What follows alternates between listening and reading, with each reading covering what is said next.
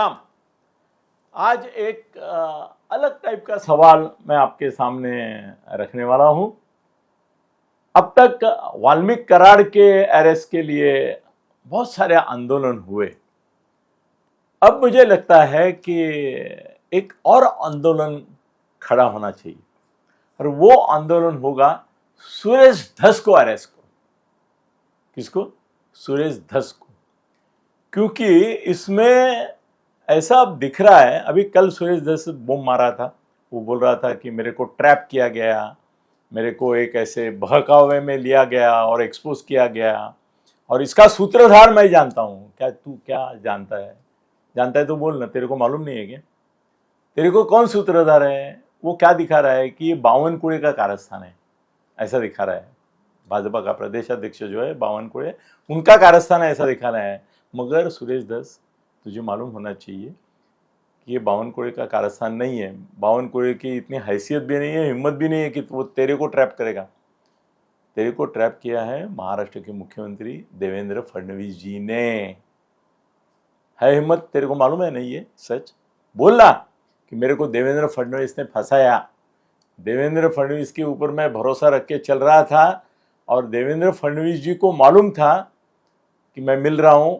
उन्होंने ही बावनकुळे के थ्रू मुझे खाने के लिए बुलाया। अब देखो ना वो कितने वांदे हो गए सुरेश धस के। सुरेश धस के बारे में असल में अभी वाल्मीकि कराड़ का तो अरेस्ट हो गया है, धनंजय मुंडे को क्लीन चिट फडणवीस ने दे दिया है। अभी बाकी कौन रहा है? ये सुरेश धस ही जो डबल डिप्लोमेसी करता है, वही तो बाकी है। यही वो सुरेश धस है। आप भूल गए क्या? इसने जो परभणी में एक दलित युवक मारा गया पुलिस कस्टडी में, उसके बारे में बोला था वो पुलिस है, उनको माफ कर दो। यही सुरेश धस है। तो उसके बारे में आप लोगों ने जितना आवाज उठाना चाहिए था उतना उठाया नहीं है। आप पुलिस के बारे में बोल रहे हैं, मगर जो माफ करने की बात करता है उसके बारे में नहीं बोल रहे हैं। मुझे आश्चर्य लग रहा है।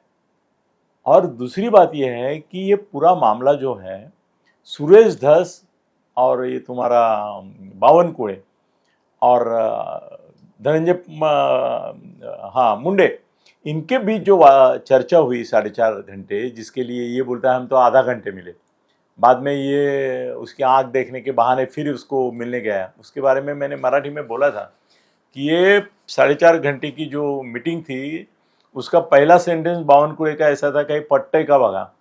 पट्टे का मतलब क्या? ये मांडोळी की मीटिंग थी। सुरेश धस की शिकायत ये थी, उसको कोई लेना देने नहीं है। वो तुम्हारा सुरेश जो है जिसका मर्डर हुआ है, संतोष देशमुख, उसका कोई लेना देना नहीं है इसको। ये तो ऐसा है कि आमच्याकडे मड्याच्या ताळूवरलं लोणी खाना ऐसा बोलता है, वैसा वो कर रहा है। उसको कोई लेना देना नहीं है संतोष देशमुख के मृत्यु से। वो तो उस बहाने अपना जो हिस्सा धनंजय मुंडे ने लिया है उसके बारे में झगड़ा कर रहा है, इसीलिए तो 4.5 घंटा बैठा ना।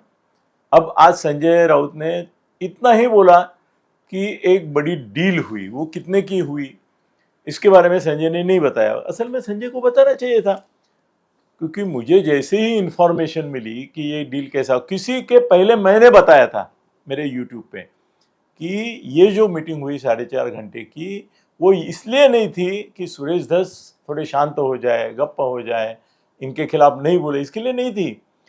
सुरेश धस का कहना था कि पहले से परंपरा ऐसी चली आ रही है कि जो भी ये कमाएगा वो मिल बांट के खाएंगे, और ये अकेला खाता जा रहा है कुछ सालों से, तो हम वंचित है।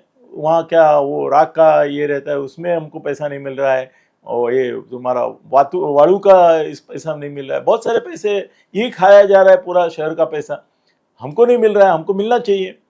तो 4.5 घंटा जो बात हुई उसके बारे में मैंने संजय को बोला कि संजय मेरे पास इसके डिटेल है, इनकी बात क्या हुई। कि बावनकुळे एक लाउड माउथ आदमी है ना, वो 10 लोगों को बता चुका था कि ये मिले थे।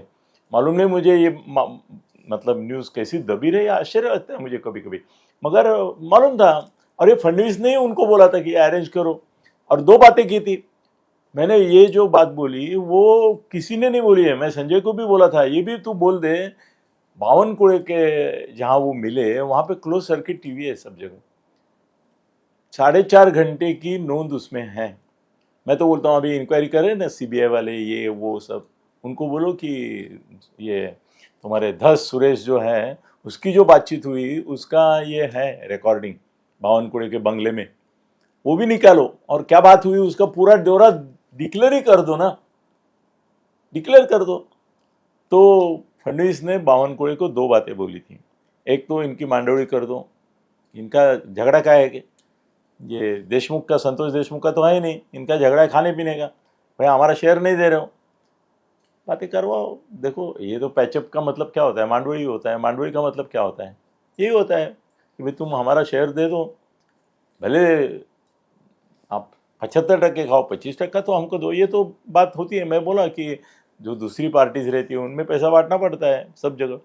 तो संजय को मैं बोला कि संजय ये तू डिक्लेअर कर दे की इनकी जो मांडवळी हुई है, वो बोला मांडवळी झाली, कितीची झाली मला माहित नाही, मैंने संजय को बता दिया था 1000 को मांडवळी हुई है।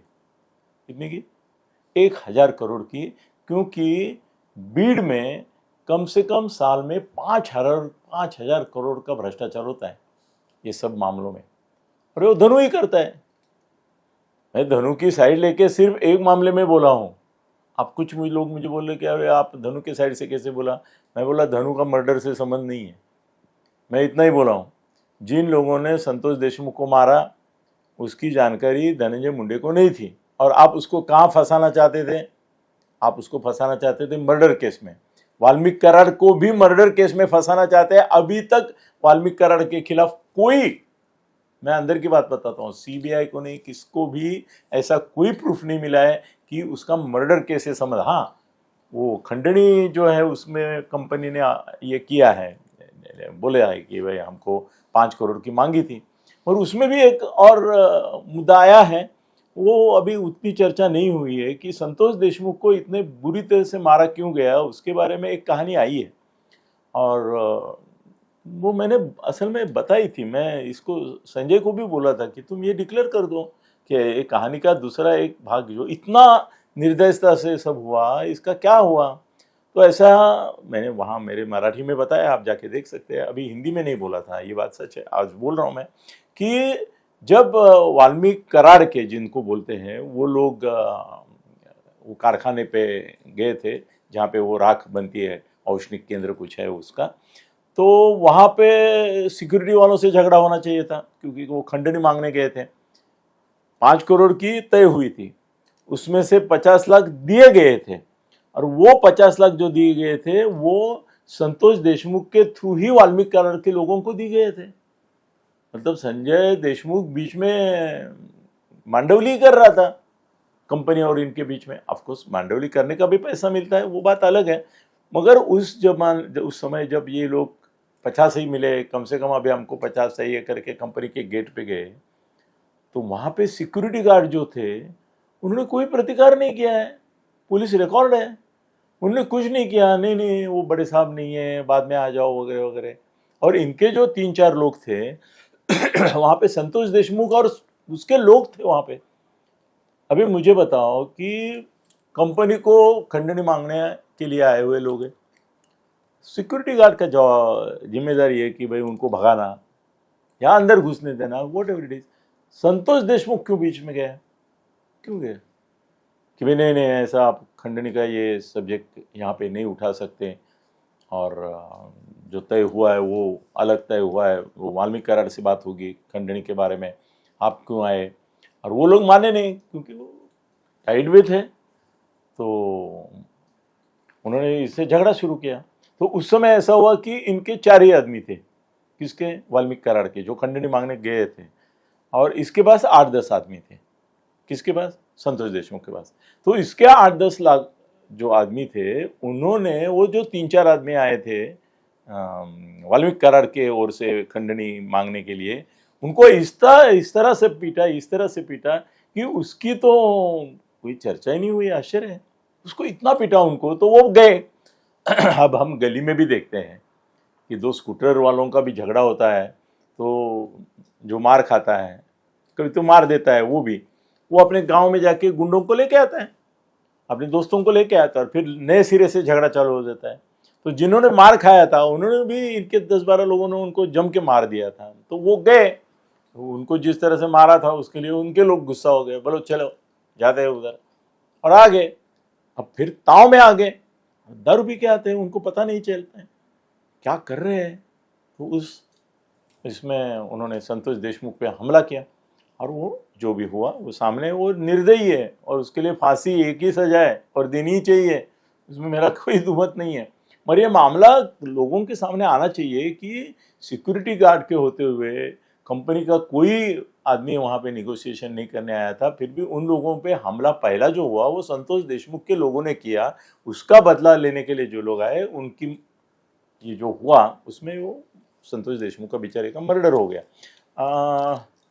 अब यह ऐसा है कि ये मांडवी का मुद्दा मैंने एक बीड़ के आदमी के साथ ये किया, चर्चा की, तो वो बोला कि आप अभी पत्रकार है, लोगों का प्रक्षोभ हो सकता है, तो आप ऐसा बोलो कि कंपनी होनी चाहिए गांव में। ऐसे कंपनी को अगर तकलीफ, जब परसों फडणवीस बोले ना कि भाई खंडनी मांगेंगे आप तो फिर आपके ऊपर कार्रवाई हुई, महाराष्ट्र से व्यापार उद्योग जाते हैं बाहर, तो आप ऐसा उसको कलर दो। मुझे ही बताया वहाँ के लोगों ने, इनसे ही संबंधित लोगों ने, कि आप ऐसा मत बोलो कि वो बिचौलिया था, वो बीच में मिशन में कमीशन का कुछ काम था, ऐसा मत बोलो। ऐसा बोलो कि कंपनी गांव से निकल न जाए, जो फडणवीस बोल रहे हैं उस तरह का उसका अच्छा हेतु था करके उसने उनको रोकने की कोशिश की। मैं बोला रोकने की कोशिश की मैं समझ सकता हूँ, पर मारने की क्या जरूरत है, पुलिस में कंप्लेंट करो ना उनके खिलाफ। वो नहीं की उसने उस समय, बाद में ये सब हुआ, ठीक है। फिर भी दो बातें पहले मैं क्लैरिफाई करता हूँ इसके ऊपर कुछ होने से पहले, कि इनको मर्डर ही है और वो मर्डर के बारे में उनको फांसी ही होनी चाहिए, कोई दुमत नहीं है, कोई समर्थन विमर्थन नहीं। ये जो फैक्ट्स है वो आपके सामने ये कर दी। अभी वाल्मीकि करार का संबंध नहीं पुलिस एस्टेब्लिश कर पाई है, उसके ऊपर जो कलम लगाए हैं वो खंडनी के हैं, मर्डर केस में वो नहीं है। अभी तक लोग ऐसा समझ के चल रहे हैं कि उसको मर्डर केस में लिया है, नहीं है। उसको मक्को का लगाया है, वो खंडनी के लिए लगाया है। जिस दिन वो मर्डर में जाएगा उस दिन वो मर्डर होगा। अभी यहाँ पे आते हैं फिर धस के बारे में। धस को जो 50 लाख रुपया सुरेश धस को, नहीं 50 लाख नहीं, सॉरी मेरा थोड़ा इधर इधर का गड़बड़ हो रहा है। हाँ, ये सुरेश धस जब इलेक्शन को खड़ा था तो उसने धनंजय मुंडे को बाकायदा फ़ोन करके बोला था कि मेरे इलेक्शन के लिए मुझे पैसा दो, पैसा दो। किसने बोला? सुरेश धस ने बोला। किसको बोला? धनंजय मुंडे को बोला। तो उस धनंजय मुंडे ने 5 करोड़ रुपये, कितने? 5 करोड़ रुपए किसको दिए? सुरेश धस को दिए। किसके हाथ से दिए? सुनो, वाल्मीकि करार के हाथ से दिए। मेरे पास भी सोर्स है, बाप सोर्स है, मैं बोलता हूँ तो खुलेआम बोलता हूँ ना। 100 करोड़ की केसेस लेता हूँ यार, मैं तो ऐसे ही लूंगा क्या? कुछ तो होगा ना मेरे पास सबूत, कुछ तो मेरे पास साक्षीदार होंगे। 5 करोड़ लिया सुरेश धस ने उससे, तो वाल्मीकि करार से पैसा लेना इसके लिए कोई बुरी, मैंने आका वाका टाटा काका करता रहता है। 5 करोड़ तुमने तो लिया इसका। अभी भी क्या हुआ 4.5 घंटे में? बावनकुळे जी, इसका अपने आधा पोल खोला है ना, मैं आपको खुला बोलता हूँ, फडणवीस की अनुमति लो, फडणवीस साहब की, क्योंकि ये ट्रैप उन्होंने ही आपको बोला था कि इसको अंदर ले लो। ये अगर मानता नहीं है, क्योंकि उनकी शर्त क्या थी ना फडणवीस की, बावनकुळे के थ्रू जो बताई थी उन्होंने, कि तेरा अगर मैं मंडे से पाचअप करता हूँ तो पैसे का लेन देन का तुम आपस में सेटल करो, जो भी लेना है तुमको देना है, मगर इसके खिलाफ की मुहिम बंद करो, क्यों? उसकी वजह से अजीत दादा डिस्टर्ब होते हैं, अजीत दादा की वजह से महायुति डिस्टर्ब होती है। तो अभी थोड़ा हवा निकाल दो, धीरे धीरे बंद करो ये ज़्यादा बोलना उसके बारे में। तो सुरेश धस का ऐसा हो गया कि मांडवड़ी के समय वो है रिकॉर्डिंग सब, बावनकुळे का वो निकालो आप। उसने बोला कि मुझे 1000 करोड़ चाहिए। दोनों ने बोला कि इतना एक साथ देना अभी मुश्किल है, वातावरण सेक्शन गर्म है, बोलते पुलिस वाले, सेक्शन गर्म है, नहीं हो सकेगा। तो बोले ठीक है अभी कुछ तो दे दो। बोले ठीक है जितना हो सके मैं व्यवस्था करता हूँ। तो थोड़े सुरेश धस जो है, क्या होता है ना, ऐसे जो ब्लैकमेलिंग के प्रकार चलते हैं ना, तो एकदम ब्लैकमेलिंग छोड़ देते नहीं है, भाई ये बोला हाँ देता हूँ 5 करोड़ छोड़ दिया, ऐसा नहीं होता है। क्या करते हैं वो, जो जिसको समझो किसी को अपहरण करके रखा है ना, तो उसको भी तब तक नहीं छोड़ते जब तक पूरा रकम नहीं आता। वैसे ही मुद्दा छोड़ते नहीं। सुरेश धस ने क्या किया कि भाई मैं उपद्रव कर सकता हूँ, मैं उपद्रव कर सकता हूँ, कर रहा हूँ, कब तक आ रहा है तेरा देख, ये जताने के लिए अपना मुहिम चालू रखा, मगर थोड़ा माइल्ड किया, चालू रखा। उसके बाद क्या हो, उसके बाद ऐसा हुआ कि कुछ दिन गए वो मीटिंग, मैं जब परसों बोला तब 13 दिन हुए थे। ये क्यों डेट नहीं बता रहे बावनकुड़े, क्योंकि वो जो बताएगा तो पुलिस और ये मांग करेंगे तुम्हारी दमानियाँ वगैरह, बोलेगी उस दिन का रिकॉर्ड निकालो बावनकुड़े का, और उसमें वो सब पकड़ा जाएगा। अभी उन्होंने शायद डिस्ट्रॉय भी किया होगा या तो छुपाया होगा या फडणवीस को दिया भी होगा वो सब रिकॉर्डिंग जो है। तो कैसे हो गया ना, ये आग देखने क्यों गए सुरेश दस, इसका राज मैं खोलता हूँ। वो इसलिए गया कि उस समय आग देखने गया तब 13 दिन मेरे ख्याल से हुए थे, मेरे पास तारीख मैं बताऊंगा। तो वो इसलिए गया उसको देखने कि भाई तुमने कबूल किया था मीटिंग में 1000 करोड़ का मामला, कुछ तो आना चाहिए, 100-200 करोड़ से शुरुआत तो करो। कुछ आया नहीं है, यही बताने के लिए वो आंख देखने का बहाना करके गया। और उस समय गया तो उसको लगा कि भाई ऐसा तबीयत देखने के लिए तो हम जा सकते हैं, उसमें क्या है, क्या होगा। उस पागल को ये समझ में नहीं आया कि जैसे ही वो देखने गया और उसने धनु से बात की कि भाई क्या हो गया, आ नहीं रहा है, तो फडणवीस गुस्सा हो गए। उन्होंने बावनकुड़े को बोला कि अभी बोल दो, खोल दो राज इसका, कि 4.5 घंटा बैठा था इधर। सुरेश दस को आइडिया ही नहीं थी कि बावनकुड़े ऐसा कुछ बोलेंगे 4.5 घंटे की बात। वो उस दिन मिला, उसको लगा हाँ ठीक है ओपनली में मिला, वो बात वहीं तक खत्म हुई। हाँ लोग बोले कि क्यों गए, तो बोला भाई मानवता है वगैरह वगैरह। उसको ये मालूम ही नहीं था कि बावनकुड़े बम डालने वाला है उसके पीछे। जैसे फडणवीस साहब ने ग्रीन सिग्नल दिया, ये बोल गए कि 4.5 घंटा मीटिंग हुई। फिर प्रॉब्लम होता है 4.5 घंटा तो, और उस समय आँख का ऑपरेशन नहीं हुआ था, तो क्या देखा उसने, कौन सा अवयव देखा उसका कि 4.5 घंटा उसका परीक्षण करता रहा। तो पैसे की बात थी, 1000 करोड़ सुरेश दस को मिलने वाला था और नहीं मिला करके वो इसको रिमाइंड करने के लिए गया था आंखों के बहाने। ये सब मामला मैंने संजय को बताया था, संजय को बोला तू कर, ये मामला खोल दे। और इसमें अभी पूछता है ना दस, इसका सूत्रधार मुझे मालूम है, ये षड्यंत्र किया गया, ये 4.5 घंटे की बात ये की। तो कुछ फालतू चॅनल वाले बोल रहे कि बावनकुळे यांच्यावर निशाणा है, उसका निशाना थेट फडणवीस पर है। अभी देखो ये मामला बावनकुळे और धस के बीच का नहीं रहा है, धनु और धस के बीच का भी नहीं रहा, अब ये फडणवीस और धस के बीच का हो गया, क्योंकि फडणवीस साहब ने उसको एक्सपोज किया है। अब फडणवीस ही उसका शिकार करेंगे। अब वाल्मीकि का कराड़ का कब होगा मुझे मालूम नहीं, मगर सुरेश धीस का शिकार पक्का होगा। धन्यवाद।